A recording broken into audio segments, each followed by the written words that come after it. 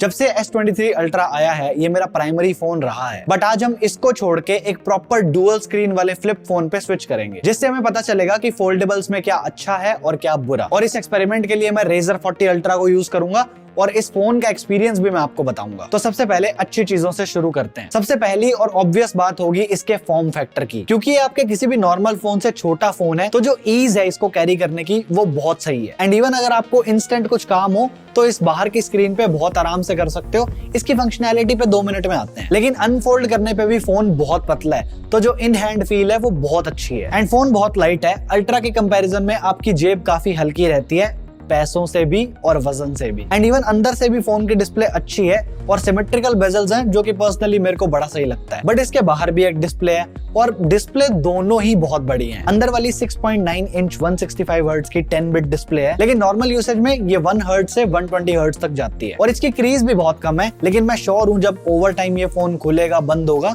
तो ये बढ़ जाएगी, लेकिन अभी के लिए इतना पता नहीं चलता। आप सिर्फ स्पेसिफिक एंगल से ही देख सकते हो। और ये जो सेकेंडरी डिस्प्ले है वो भी POLED है और इसका रिफ्रेश रेट भी 144 हर्ट्ज है और ये बाहर वाली स्क्रीन 60 हर्ट्ज से 120 हर्ट्ज तक जाती है। लेकिन बहुत सारे नॉर्मल सिनेरियोज में भी फोन का रिफ्रेश रेट 90 से ऊपर नहीं जाता। पता नहीं ये क्या है, काफी बार 120 चला जाता है, बहुत बार 90 पे ही रहता है, 120 जाता ही नहीं है। अब पता नहीं ये एक सॉफ्टवेयर बग है या एक्चुअल में कोई प्रॉब्लम है, लेकिन इन सारे नंबर्स को सुन के ये तो पता लग रहा है कि इन्होंने नंबर्स पे तो कॉस्ट कटिंग नहीं की है। और सिर्फ स्पेक्स ही नहीं, डिस्प्ले वैसे भी बहुत सही है, शार्प, कॉन्ट्रास्टी एंड कलरफुल। अब क्योंकि इस फोन की मेजर हाईलाइट ये आउटर स्क्रीन है जिसकी बहुत तारीफें हुई हैं, तो हम भी करेंगे, लेकिन उससे पहले मैं आपको इसकी कमियां बताता हूँ। इस आउटर स्क्रीन पे कीबोर्ड के साथ एक प्रॉब्लम है। अब मुझे अपने कीबोर्ड में ये नंबर वाली रो अलग से चाहिए, मैंने अल्ट्रा में भी हमेशा रखी है, लेकिन इस फोन पे जब भी मैं बाहर की स्क्रीन पे कुछ टाइप करना चाहूँ तो ये कीबोर्ड पूरी स्क्रीन को कवर कर लेता है। आपको दिखेगा ही नहीं कि आप कहाँ लिख रहे हो और क्या लिख रहे हो। लेकिन अगर आप कीबोर्ड सेटिंग्स में जाके ये नंबर रो डिसेबल कर देते हो तब जाके आपको दिखेगा कि आप क्या लिख रहे हो और कहाँ लिख रहे हो। अब मैं मानता हूँ ये इतनी बड़ी दिक्कत नहीं है, लेकिन मेरे को नंबर रो की आदत है जिसको मुझे डिसेबल करना पड़ा। और इसको फिक्स करने के लिए मोटोरोला को अपडेट में बाहर और अंदर के कीबोर्ड की सेटिंग अलग अलग करनी पड़ेगी, बस उससे फिक्स हो जाएगा। और सुनो, जैसे मैं इस छोटी स्क्रीन पे कोई YouTube वीडियो देख रहा हूँ तो यहाँ पे मैं जेस्चर्स यूज नहीं कर सकता। जैसे अगर आप नॉर्मल फोन में फुल स्क्रीन पे YouTube वीडियो देख रहे हो तो नीचे स्लाइड करने से वो वीडियो फुल स्क्रीन से हट जाती है, लेकिन यहाँ पे आपको उस ऊपर वाले एरो पे टैप करना पड़ेगा तब वो वीडियो मिनिमाइज होती है। जबकि बाहर की स्क्रीन पे तो ऐसा होना चाहिए कि जब आप नीचे स्लाइड करो तो वो वीडियो मिनिमाइज हो जाए, लेकिन यहाँ ऐसा कुछ होता नहीं है। एंड इवन जब इस छोटी स्क्रीन पे नोटिफिकेशंस आती हैं तो वो भी आधी कट रही हैं, जो कि 100% सॉफ्टवेयर प्रॉब्लम है। तो ये कुछ चीजें हैं जो फिक्स होनी चाहिए, लेकिन मैं ये भी नहीं कहूंगा कि ये बाहर की स्क्रीन गिमिकी है। मोटो ने इस आउटर स्क्रीन पे काफी अच्छा थॉट प्रोसेस डाला है। लेकिन इस पे बात करने से पहले आपके साथ ये कितनी बार हुआ है कि आपकी कोई एक इंपॉर्टेंट फाइल डिलीट हुई हो और उसके बाद हम हेल्पलेस होते हैं, तो यहाँ पे आपके काम आएगा वंडरशेयर रिकवर इट। बहुत ही सिंपल सी एक एप्लीकेशन है जिसमें डेटा रिकवरी के साथ साथ और भी बहुत से फीचर्स अवेलेबल है। जैसे एक तो ये 2000 से ज्यादा स्टोरेज डिवाइसेस और 1000+ फॉर्मेट्स को सपोर्ट करता है और आप इससे 4K 8K वीडियोस जैसी भी हो उनको रिकवर कर सकते हो। इवन रिकवर इट लिनक्स में भी डेटा रिकवरी आराम से कर देता है। और अभी रिकवर इट का वर्जन 12 आया है जिसमें मैक के लिए तो टाइम मशीन की रिकवरी भी अवेलेबल है और ये सर्वेलेंस कैमरा की फुटेज को भी रिकवर करने में आपकी हेल्प करते हैं। फाइल्स रिकवर करने के लिए आपको स्पेसिफिक ड्राइव या फोल्डर को चूज करना है और उसके बाद आपको जो भी फाइल चाहिए वो सिलेक्ट करके रिकवर बटन पे क्लिक कर देना है। And that's it. इससे आप अपनी डिलीटेड फाइल्स को वापस ला सकते हो। तो अगर आप भी चेकआउट करना चाहते हो तो डिस्क्रिप्शन में दिए गए लिंक से आप रिकवर इट को फ्री में ट्राई कर सकते हो। अब जो मैं कह रहा था कि मोटो ने इस आउटर स्क्रीन पे काफी अच्छा थॉट प्रोसेस डाला है, ऐसा इसलिए है क्योंकि इस आउटर स्क्रीन पे काफी सारे कस्टमाइजेशन ऑप्शंस अवेलेबल है। जैसे कि ये एनिमेटेड लॉक स्क्रीन वॉलपेपर्स, इसमें फन वाले भी हैं और फंक्शनल वाले भी हैं। For someone like me who is a calendar nerd, अगर मुझे मेरा अगला टास्क लॉक स्क्रीन पे दिख रहा है, it's something that I would really appreciate. Even Motorola ने इस स्क्रीन के लिए छोटे छोटे गेम्स भी डाले हैं जो कि सिंपल होने के साथ साथ एडिक्टिव भी हैं। लेकिन हो सकता है आप में से कुछ लोग ऐसा सोचेंगे कि अगर बाहर की स्क्रीन पे सब कुछ किया जा सकता है,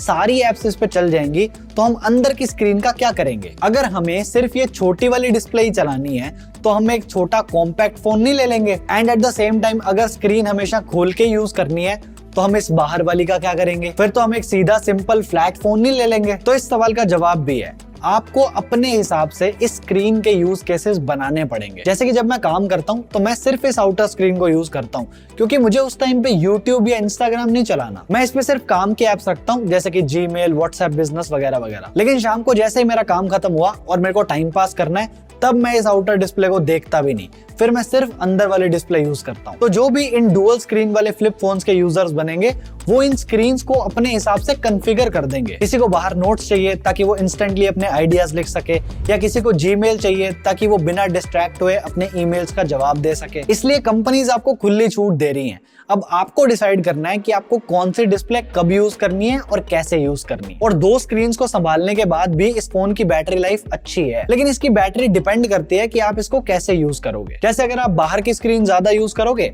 तो बैटरी ज्यादा चलेगी। एंड मोर ओवर, आप ये जो बैटरी स्टैट्स देख रहे हो, उसमें ये आउटर स्क्रीन के टाइम को काउंट नहीं करता। ये सिर्फ इनर डिस्प्ले को ही स्क्रीन ऑन टाइम में काउंट करता है। जैसे यहाँ देखो, मैंने नोट्स ऐप बाहर की स्क्रीन पे 9 मिनट के लिए यूज की थी, लेकिन स्क्रीन ऑन टाइम है 6 मिनट। और ये 6 मिनट इसलिए है क्योंकि मैंने अंदर वाली डिस्प्ले को 6 मिनट यूज किया था। तो ये भी एक सॉफ्टवेयर की कमी है। और मेरे यूसेज में बैटरी 16-17 घंटे चल जाती है, जो कि एक फ्लिप फोन के लिए बहुत इंप्रेसिव है। हाँ, ये मेरे अल्ट्रा वाले 24 घंटे जितनी तो नहीं है, लेकिन ये सुबह से लेकर शाम तक चल जाती है। So I am pretty happy with what it offers. और ये बैटरी चार्ज होती है 30 वॉट पे, और एक 33 वॉट का चार्जर आपको बॉक्स के अंदर मिलता है।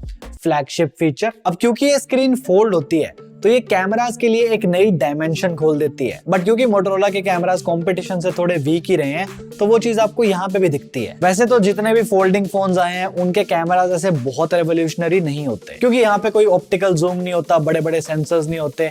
एंड वो सेम चीज इस फोन के साथ भी है। एक है 12 मेगापिक्सल का मेन कैमरा और एक 13 मेगापिक्सल का अल्ट्रा वाइड, जो कि सिर्फ 108 डिग्रीज तक की ही रेंज कवर करता है। यानी कि वाइड एंगल की फोटोज भी उतनी वाइड नहीं है। जैसे कि यह एक 120 डिग्री वाइड की फोटो और ये है 108 की। ऑफ कोर्स 120 डिग्री में ज्यादा एरिया कैप्चर होता है, तो अल्टीमेटली इसका वाइड एंगल कैमरा वाइड ही नहीं है। नॉर्मल कैमरा की फोटोज में भी कलर्स में ग्रीनिश टोन आती है, और वाइड एंगल के कंपैरिजन में मेन कैमरा के कलर्स बूस्टेड है। और अगर लाइट कम है तो फोटोज में नॉइज भी दिखती है। एंड सबसे बड़ी चीज, इसके वाइड एंगल में और मेन सेंसर में जो कलर शिफ्ट है वो क्लियरली विजिबल है। जैसे इस फोटो में तो हदें पार हो गई हैं, मेन कैमरा में शाम हो गई है और अल्ट्रा वाइड में सुबह। लेकिन अगर कंडीशंस अच्छी हैं तो इस फोल्ड के पर्क्स भी हैं। जैसे इस फोन में सेल्फी वीडियोस और फोटोज की क्वालिटी नेक्स्ट लेवल पे चली जाएगी, क्योंकि इसमें आप बैक कैमरा का यूज कर रहे हो। कंटेंट क्रिएटर्स के लिए तो ये एक बहुत बड़ा फायदा है, क्योंकि आप वीडियोस रिकॉर्ड करते हुए अपने आप को देख सकते हो। एंड ये सारी कैमरा की इंटीग्रेशन आपको सोशल मीडिया एप्स जैसे स्नैपचैट और इंस्टाग्राम में भी मिलेगी। एंड ऐसी चीजें देख के आपको पता लगेगा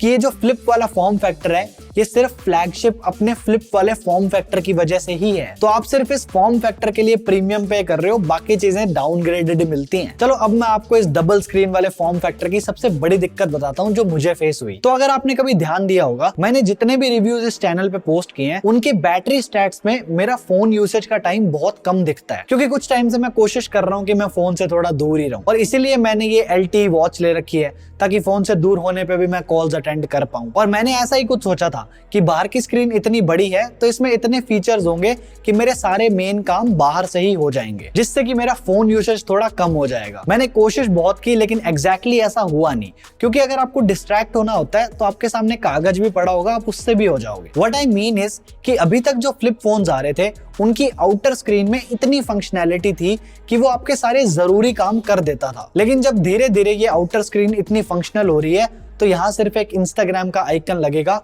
और सारी रेजिस्टेंस गई। तो अभी तक जो फ्लिप की वजह से लोगों का फोन यूसेज थोड़ा कम हुआ था, उसको वापस नॉर्मल पे आने में देर नहीं लगेगी। एंड जब तक मैंने इस फ्लिप वाले फॉर्म फैक्टर को यूज नहीं किया था, तब तक मुझे लगता था कि ये फोल्ड से बेटर है, क्योंकि जब हम इसे खोलेंगे तो ये नॉर्मल फोन जैसा दिखता है। लेकिन इसको यूज करने के बाद ऐसा लग रहा है कि फोल्ड वाला फॉर्म फैक्टर एटलीस्ट कुछ लोगों के काम में तो आता है। जैसे जो भी लोग ट्रेडिंग करते हैं, अगर आप देखोगे तो उनमें से बहुत से लोगों के पास फोल्ड होता है, क्योंकि ट्रेडिंग का गेम सेकंड्स का होता है, और नॉर्मल फोन पे जब आप ऐप स्विच करोगे उतने में ही ग्राफ इधर उधर हो जाएगा। लेकिन फोल्ड में क्योंकि बड़ी स्क्रीन है, तो साइड बाय साइड सब कुछ दिखता रहता है। या फिर मल्टीटास्किंग के लिए भी फोल्ड इज द किंग। जैसे आपको वीडियोस देखते देखते नोट्स लिखने हैं या ईमेल्स का जवाब देना है, तो बहुत कुछ फोल्ड में पॉसिबल है। लेकिन फ्लिप की ऑडियंस कौन सी है, मुझे नहीं समझ आ रहा। So comment section please enlighten me. लेकिन फ्लिप एज अ कैटेगरी की सफाई में मैं ये भी कहना चाहूंगा कि हो सकता है मोटरोला ये डुअल स्क्रीन पे सॉफ्टवेयर को सही से इंप्लीमेंट ना कर पाया हो, तो इसलिए मैं सिर्फ एक फोन से पूरी कैटेगरी के लिए अपना ओपिनियन नहीं बनाना चाहता। अभी सैमसंग का फोल्ड और फ्लिप 5 आ रहा है, उसको देखेंगे, क्योंकि सैमसंग से मुझे उम्मीद है कि वो इन छोटी छोटी चीजों को पॉलिश करके इस डुअल स्क्रीन वाले सॉफ्टवेयर को बहुत अच्छा कर सकता है। तो अगर मैं उनको टेस्ट कर पाया तो वहां पे और अच्छे से बात करेंगे